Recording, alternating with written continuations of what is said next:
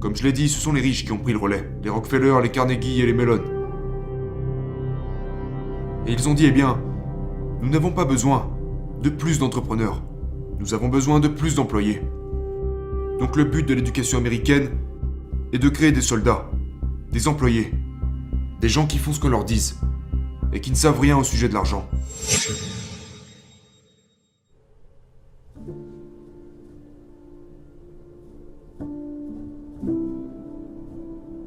Pour commencer, je vais aborder très rapidement les différences qu'il y a entre ce qu'ils vous enseignent à l'école et ce que mon père riche m'a enseigné. Donc, tout d'abord, la plus grosse différence, c'est que la plupart des professeurs sont comme mon père pauvre. Et, en fait, c'est tout le principe de Père riche, Père pauvre. Vous savez, Père riche, Père pauvre est un livre sur la comptabilité, le sujet le plus ennuyeux de la planète. Mais le deuxième livre que j'ai écrit à ce sujet, c'est celui-ci. Ceci est ce qu'on appelle le cadran du cash flow. Vous savez, E, S, B et I.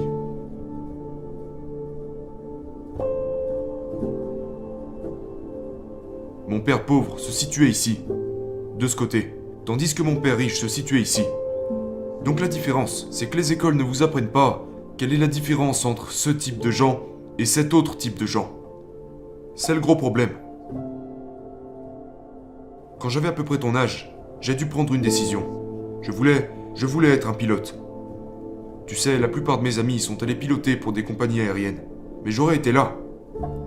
Ou alors, j'aurais pu piloter des petits avions en Alaska, tu sais, transporter des gens un peu partout, en privé. Un genre de pilote avec un petit avion qui transporte des gens. Ou bien, j'aurais pu posséder une compagnie aérienne. Ou encore, investir dans les compagnies aériennes. Elle est là la différence. En ce qui concerne les mentalités et les compétences, vous ne faites pas seulement que passer d'une catégorie à l'autre. L'éducation est extrêmement différente de ce côté-là que de celui-ci. La distinction ici, c'est que les pauvres se concentrent uniquement ici.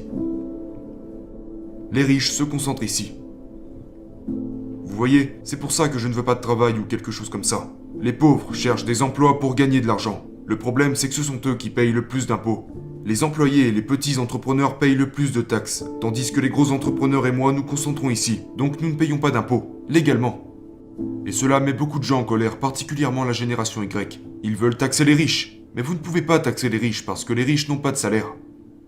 Vous voyez, si vous avez un travail et que vous avez donc un salaire, vous êtes taxé. Si vous êtes un petit entrepreneur, un vendeur de pizza ou quelque chose comme ça, c'est vous qui payez le plus de taxes. Mais comme les riches, mon père riche m'a appris à me concentrer ici. Mon père pauvre voulait m'apprendre à me concentrer ici. Et c'est ce qu'il n'enseigne pas à l'école.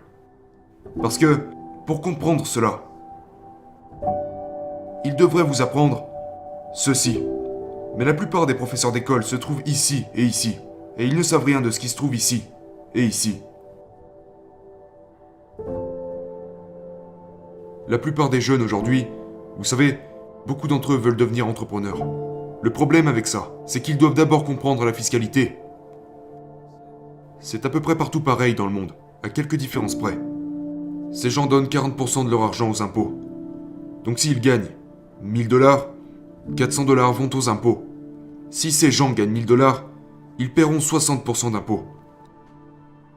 Nos écoles nous enseignent l'entrepreneuriat, mais elles ne nous enseignent rien sur la fiscalité. Ok ? Parce qu'elles se concentrent sur les revenus.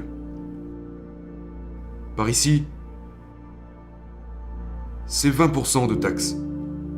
Donc s'ils gagnent 1000 $, seulement 200 $ vont aux impôts. Et ces gens-là, 0%.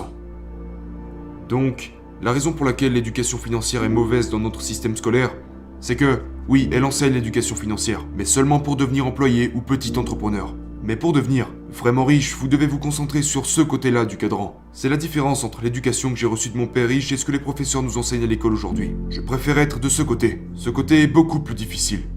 Mais sur le long terme, je trouve ça plus amusant. De ce côté-là, c'est dur parce que vous payez constamment des impôts. Et c'est ces mêmes gens qui disent « taxer les riches », mais les riches ne paieront jamais de taxes. Et aussi étrange que cela puisse paraître, tout ça est légal. Et vous pouvez le faire partout dans le monde. Donc c'était la grande différence. Une dernière chose à laquelle je pense que les jeunes devraient comprendre, c'est, vous savez, d'un père riche, père pauvre, j'ai écrit au sujet de Ray Kroc, le fondateur de McDonald's. Il enseignait à l'université du Texas pour les futurs diplômés de l'époque, et il a demandé, au fait, la plupart des gens diplômés finissent ici. Du coup, Ray Kroc leur a demandé, dans quel domaine travaille McDonald's? Et tout le monde s'est empressé à dire que McDonald's travaille dans la conception de hamburgers. Et Ray a répondu, non, c'est faux. McDonald's n'est pas dans la conception de hamburgers.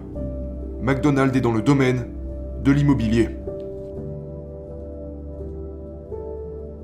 Alors McDonald's est ici, mais l'argent que génère McDonald's va dans l'immobilier. Et c'est comme ça que je fonctionne. La formule que je suis personnellement est la même que celle de McDonald's. Nous avons une entreprise dans l'éducation qui achète un bien immobilier, ce qui signifie que nous gagnons beaucoup d'argent sans payer d'impôts. Légalement. Mais on ne vous enseignera jamais ça à l'école. La raison pour laquelle les écoles ne vous l'enseigneront jamais, c'est parce que si vous comprenez tout ça, eh bien vous arrêtez d'aller à l'école et vous devenez riche. Donc quand on vous dira d'aller à l'école et de trouver un emploi, vous répondrez non, je pense que je vais plutôt aller là-bas. Pour tous ces gens qui sont furieux de savoir que les riches ne payent pas d'impôts, j'en parle dans Fake. J'ai repris en fait un article du New York Times où ils interrogent Jared Kushner. Mais comme répond Jared Kushner à la question de pourquoi les riches ne payent pas d'impôts, c'est parce qu'ils sont dans l'immobilier. Et donc il explique la raison pour laquelle les riches ne payent pas d'impôts. En fait, il existe 3 types de revenus. Et ils ne vous apprendront jamais ça à l'école. Les professeurs ne sont même pas au courant. Le premier sur les 3 types de revenus. Le premier type de revenu est le revenu mérité.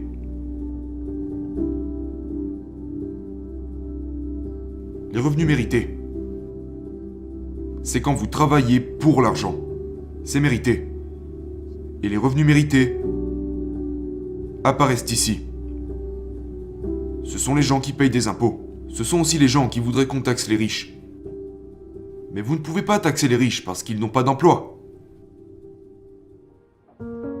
Le deuxième type de revenus sont les revenus. Les revenus de portefeuille.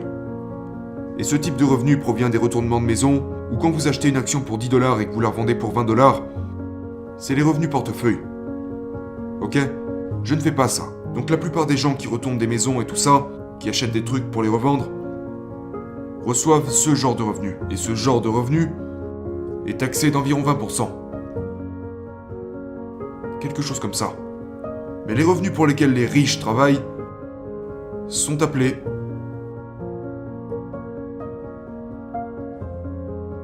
les revenus passifs.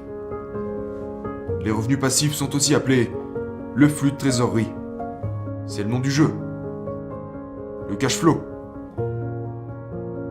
Et ces revenus sont des revenus qui passent de là à là, mais qui contournent les impôts. Et je sais que cela ne semble pas juste, et ce n'est pas juste, je suis d'accord avec vous. Mais ce qui n'est pas juste, ce sont surtout nos écoles qui maintiennent ce problème en vie en vous cachant la vérité. Et ce n'est pas illégal parce que les lois fiscales sont des incitations à faire ce que veut le gouvernement. Donc la raison pour laquelle les Trump, les Kiyosaki, les Kushner ne payent pas d'impôts est parce qu'ils fournissent des logements. Numéro 2 dans la colonne B, nous fournissons du travail, donc nous ne payons pas de taxes. Et troisièmement, ça énerve beaucoup de personnes, mais c'est le pétrole. Si vous forez du pétrole, vous ne payez pas d'impôts. Mais si vous achetez chez Chevron, là vous payez des impôts. Si vous fournissez de la nourriture, vous ne payez pas d'impôts non plus.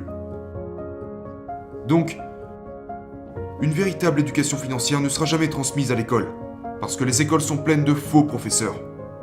C'était en 1903. Les riches se sont réunis et ils ont pris le contrôle du système éducatif. C'étaient les Rockefeller, les Mellon et les Carnegie. Ils ont déterminé ce que les écoles allaient enseigner. Et c'est pour ça que nous avons de faux professeurs aujourd'hui. Ils ne vous apprendront jamais ça à l'école. Toutes les écoles disent qu'elles enseignent l'éducation financière, mais c'est une fausse éducation financière.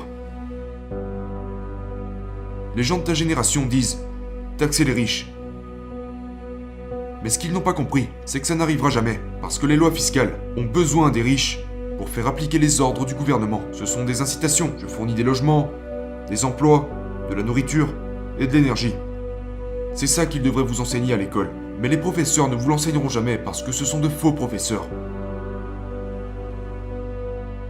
Et ça dure depuis des centaines d'années. Comme je l'ai dit, ce sont les riches qui ont pris le relais. Les Rockefeller, les Carnegie et les Mellon. Et ils ont dit, eh bien, nous n'avons pas besoin de plus d'entrepreneurs. Nous avons besoin de plus d'employés. Donc le but de l'éducation américaine est de créer des soldats, des employés, des gens qui font ce qu'on leur dise, et qui ne savent rien au sujet de l'argent.